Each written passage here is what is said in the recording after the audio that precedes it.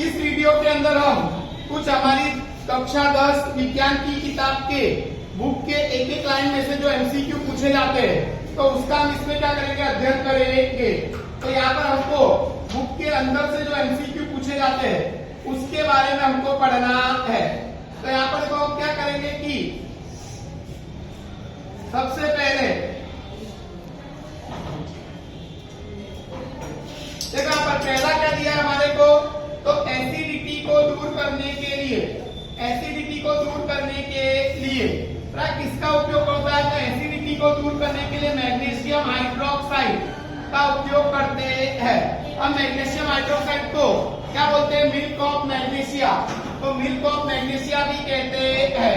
अगला आता है अम्लीय जमीन को उदासीन करने के लिए किसान क्या मिलाते हैं, तो चूना CaO कैल्शियम ऑक्साइड मिलाते हैं।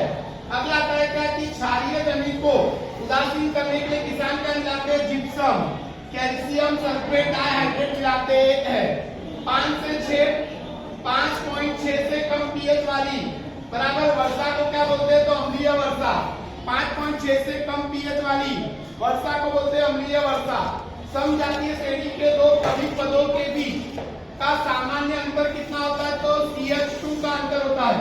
समजातीय श्रेणी के दो क्रमिक पदों के बीच का सामान्य अंतर होता है CH2 और आणविक द्रव्यमान का अंतर होता है 14U, तो 14U होता है, U फॉर यूनिट, यानी 14U होता है।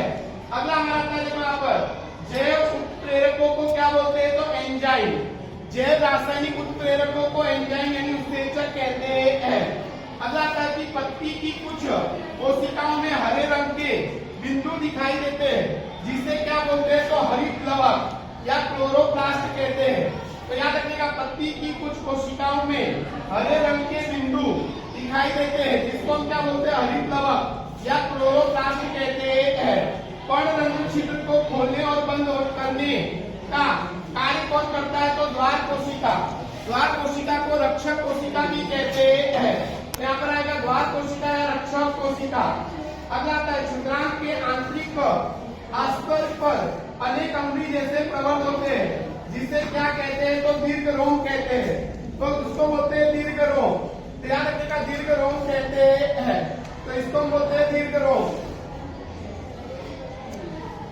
अब देखो यहाँ पर क्या होता है कि मनुष्य में श्वसन वर्णक है, तो मनुष्य का श्वसन वर्णक कौन है, तो मनुष्य का श्वसन वर्णक है हीमोग्लोबिन। तो मनुष्य में श्वसन वर्णक कौन है, हीमोग्लोबिन। अब देखो हीमोग्लोबिन, तो हीमोग्लोबिन क्या होता है, लाल रुधिर कणिकाओं में होता है। तो हीमोग्लोबिन कहाँ पर होता है, तो लाल रुधिर कणिकाओं में होता है। रक्त स्राव के स्थान पर रुधिर का थक्का बनने का कार्य कौन करता है, तो प्लेटलेट्स। तो रक्त स्राव के स्थान पर रुधिर का थक्का बनाने का कार्य करता है प्लेटलेट्स। लसिका का रंग कैसा होता है, रंगहीन, और अल्प मात्रा में उसमें प्रोटीन होता है। प्रत्येक विक्र में अनेक निषेधन इकाई होती है जिसे क्या बोलते हैं, विक्राणु या नेफ्रॉन कहते हैं।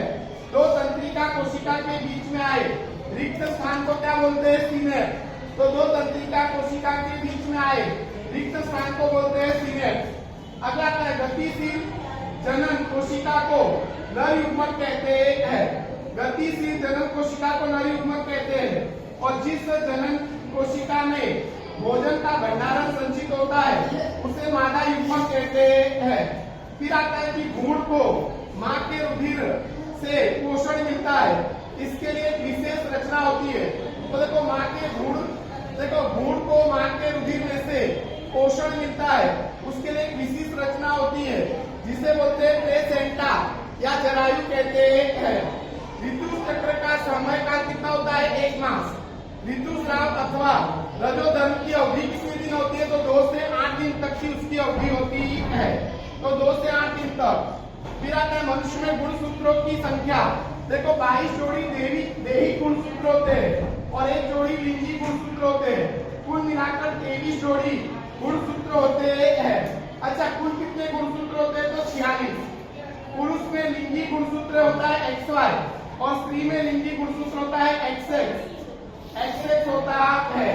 अब देखो जातीय रोग कौन से हैं, तो जीवाणु यानी बैक्टीरिया से होने वाला जातीय रोग है कोलेरिया और सिफिलिस। वायरस से होने वाला जातीय रोग है वसा, HIV और एड्स। शुक्रकोश यानी शुक्राणु और अंडाणु यानी अंडकोश यानी अंडाणु का फलन कहां पर होता है? अंडवाहिका में होता है। शुक्राणु और अंडाणु का फलन कहां पर होता है? तो अंडवाहिका में होता है। फलित अंडाणु का स्थापन कहां पर होता है? तो गर्भाशय में। फलित अंडाणु का स्थापन गर्भाशय में होता है। तो याद रखिएगा, फलित अंडाणु का स्थापन कहां पर होता है? तो गर्भाशय में होता है। अगला आता है कि पुष्प क्या होता है कि पुंकेसर अथवा स्त्री केसर में से कोई एक हो, यानी पुष्प में पुंकेसर और स्त्री केसर में से कोई एक हो तो उसको बोलते हैं एक लिंगी पुष्प। और एक लिंगी पुष्प में आएगा पपीता और तरबूज। अच्छा, पुंकेसर और स्त्री केसर दोनों हो तो उसको बोलते हैं उभयलिंगी पुष्प या द्विलिंगी पुष्प। गुड़हल और सरसों उसका उदाहरण है। लड़ना या दौड़ना, आपत्ति के समय की ग्रंथि कौन सी है? अधिविकीय ग्रंथि, जिसको बोलते हैं एड्रीनल ग्रंथि। आउटपुट ग्रंथि यानी थायराइड ग्रंथि थायरोक्सिन नामक अंतःस्राव उत्पन्न करती है और यह अंतःस्राव आयोडीन का बना होता है। आयोडीन की कमी से गोइटर नामक रोग होता है।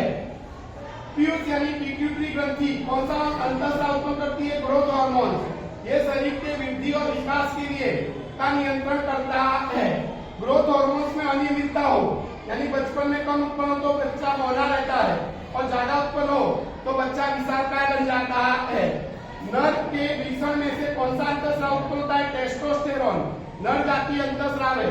स्त्री के अंडाशय में से कौन सा अंतःस्राव उत्पन्न होता है? एस्ट्रोजन जो मादा जातीय अंतःस्राव है। अग्न्याशय यानी स्वादुपिंड इंसुलिन नामक अंतःस्राव उत्पन्न करता है जो रुधिर में शर्करा यानी ग्लूकोज की मात्रा को नियंत्रित करता है और जिससे मधुमेह यानी डायबिटीज नामक रोग होता है। इंसुलिन की कमी से कौन सा रोग होता है? डायबिटीज। वनस्पति में अंतःस्राव, वृद्धि प्रेरक अंतःस्राव ऑक्सीन, जिबेरेलिन, साइटोकाइनिन। वृद्धि अवरोधक अंतःस्राव एक्सिसिक अम्ल।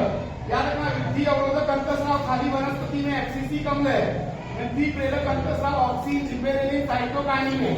मेंडल के आनुवंशिकता के प्रयोग, मेंडल ने आनुवंशिकता के प्रयोग मटर के पौधे पर किए थे।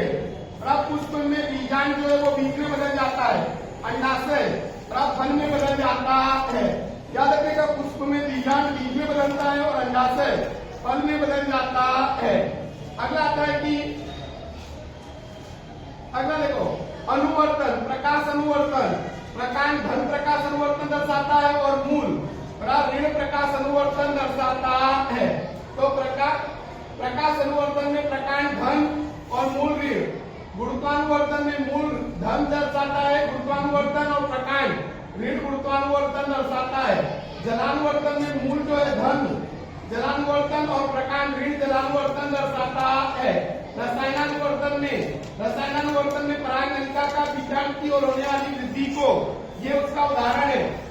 स्पर्शानुवर्तन छुई हुई लाल ग्रंथि के पौधे में देखने को मिलता है।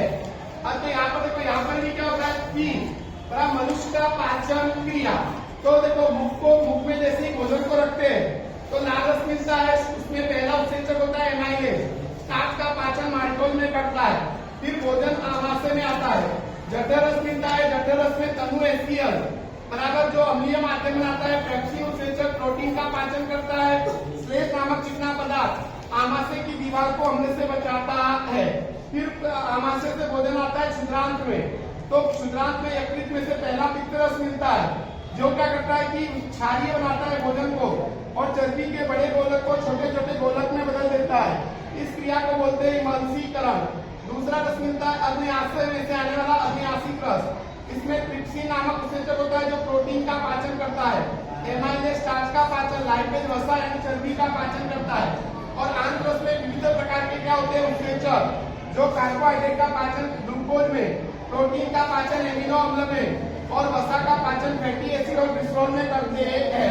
इस प्रकार से क्षुद्रांत में भोजन का संपूर्ण पाचन होता है और पचित भोजन का शोषण होता है।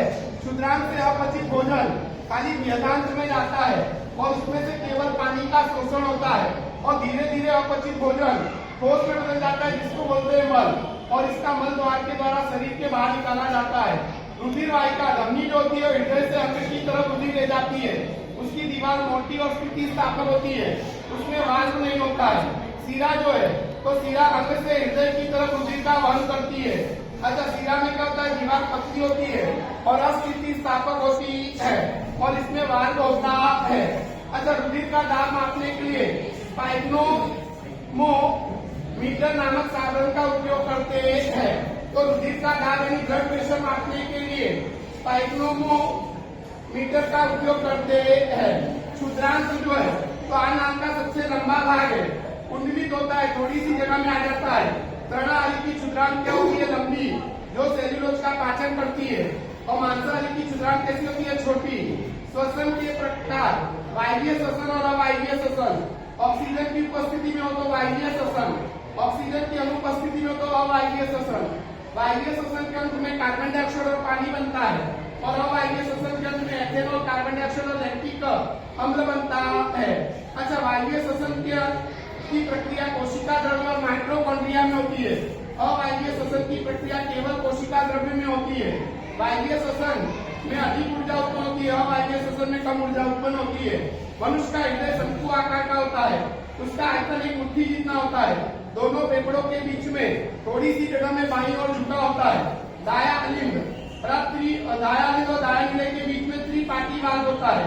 बायां लिंग और बायां लिंग के बीच में द्विपाटी वाल्व होता है।